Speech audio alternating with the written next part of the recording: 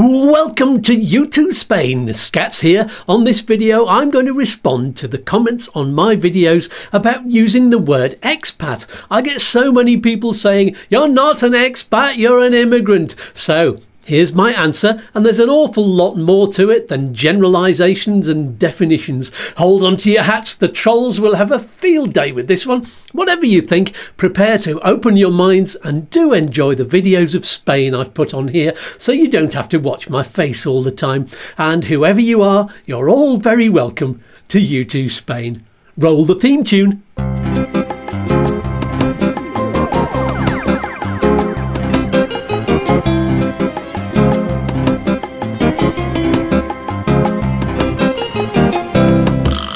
Let's dive straight in, my beautiful immigrants. Oh yes, you are, and I'm going to tell you why you are, and why the world would be a whole lot different if we could erase the word expat from history and all be immigrants together. Before you leap in and say, "All right, I'm an immigrant, but at least I'm not an illegal immigrant," watch the rest of the video and find out why us against them is what's caused this whole bloody mess in the first place. Let's start with the definition of the words. You'll have already seen the video title where I said, ignore the definition, and that's what we're going to do after I've clarified it. Because the definition of these two words doesn't even touch the surface of the way they're used. If you generalise, you're missing out on a whole load of meaning and nuance. Yes, nuance. Now, if you look in various dictionaries and study where the words came from, you'll find there's really no difference at all between them. They both mean people who've moved to one country from another one. And no, expat doesn't mean people who do this temporarily for work or whatever and intend to go back to their home country eventually. That's a meaning that's been added, and you'll find it only gets used by some nationalities about their own citizens. Again, it's a case of us against them. You're going to hear that a lot. Get used to it. You're also going to hear criticism of British people. Not all of them, though, because that's generalisation. And criticism of anyone who comes out with phrases like, "Spain's got it in for the Brits since Brexit," as if Spain is a person with a singular opinion and attitude. That's both ridiculous and horribly lazy, and makes me ignore anything else you've got to say. Also, you should know I'm using Spain as an example because I live here, and I should also point out I was born British, which, quite apart from freedom of speech, gives me an extra right to rip them a new one. Taking the piss is a national pastime. I also have an Irish passport, woohoo, which gives me hundreds of years of extra criticism to play with. Does that all sound like I'm acting superior to you? Because that's exactly what I am doing, or not doing. Isn't it? I put the word irony in the title for a reason, you know. So ignore the definition of expat and immigrant, and let's chat about how the words are used and by whom, because there's a whole world of difference between that and the definition. For a start, it's not just Brits that use the word expat about their fellow citizens. It's people from the US that use it too. Make of that what you will, but all I know is that some of you have commented that it's only a Brit thing, and it's evidently not. What does seem obvious, in my experience and from the experiences of people I've heard from not Britain, is that when some Brits, possibly quite a lot of Brits, use the word expat, they only use it to mean themselves. And they only use it when they're talking about Brits living abroad. Everyone who moves to the UK is spoken of by them as an immigrant. Expats to Brits are Brits, us against them. Whether it's conscious or unintended, it's there, it's hanging in the air, and to everyone else in the world it smacks of privilege. And whether you like it or not, that's racist. Let's have an example, shall we?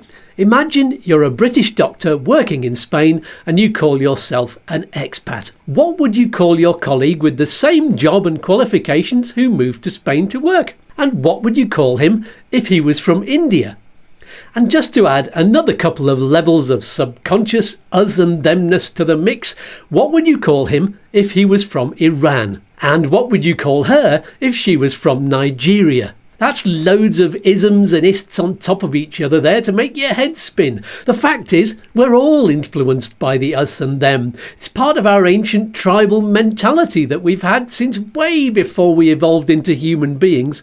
Sorry, creationists, you may as well feck off now if you've got this far in the video. There's nothing for you here. Okay, so now we've established that we're all racists and the word expat is weighed down with privilege, we may as well go all the way down the rabbit hole. Immigrants! That word has been linked in the press with the word illegal on so many occasions, especially by the tabloid press in the UK, that the minute some Brits hear it, they don't think of themselves. They think of millions of suspiciously dark-looking people in dinghies trying to invade their shores and claim welfare payments and live in luxury hotels, while British people are starving and living on the streets. Literally, that has been the message in some papers and out of the mouths of politicians for many years.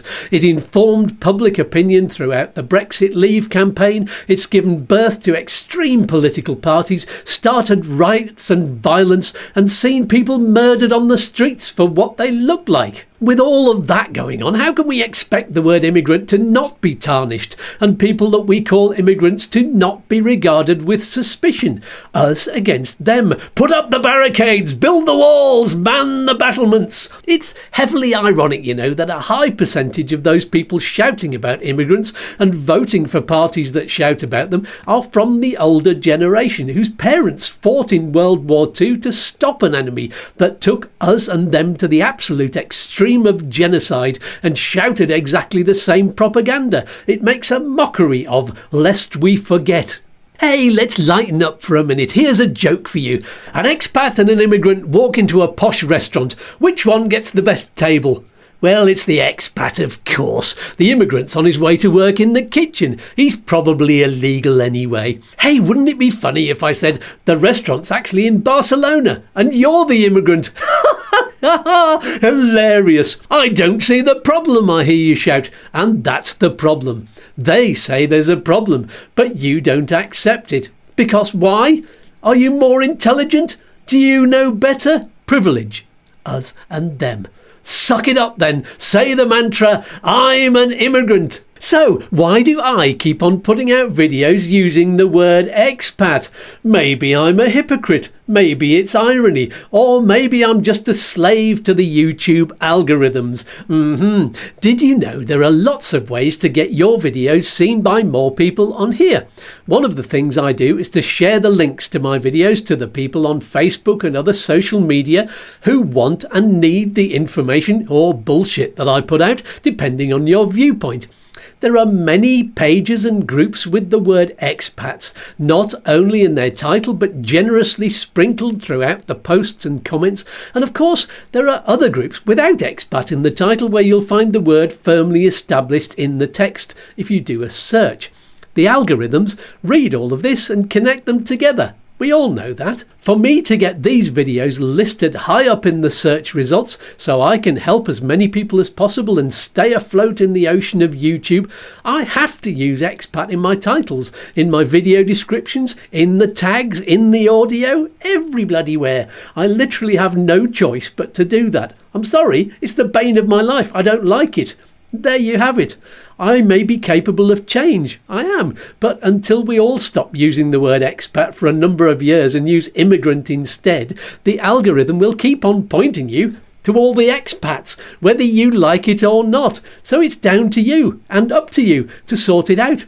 Are you capable of change? Change has to happen if we're all going to live together in peace and respect each other. If you've enjoyed this video or hated it or whatever, do the usual ticks and clicks and likes and subscribes if you can be bothered. But whatever you do, stop saying you're an expat, you're an immigrant under my videos, because I know I'll just link you to this video and tell you to watch it over and over again. So see you on the next video. Peace and love, peas and fluff, and let's dance.